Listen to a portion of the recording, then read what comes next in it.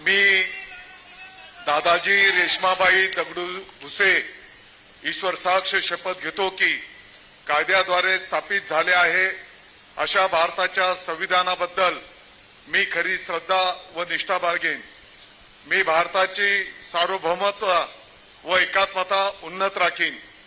मी महाराष्ट्र राज्याचा मंत्री म्हणून माझी कामे निष्ठापूर्वक व सचक विवेक बुद्धीने पार पाडीन आणि संविधान व कायदा यानुसार सर्व तऱ्हेच्या लोकांना मी निर्भयपणे व निष्पक्षपातीपणे तसेच कोणाच्याही विषयी ममत्व भाव किंवा आकस न बाळगता न्याय वागणूक देईन।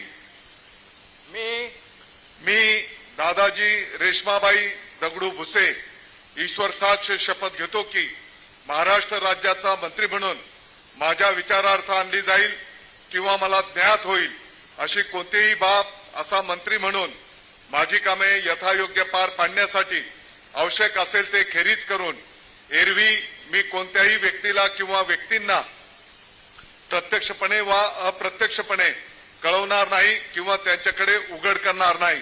जय हिंद, जय महाराष्ट्र।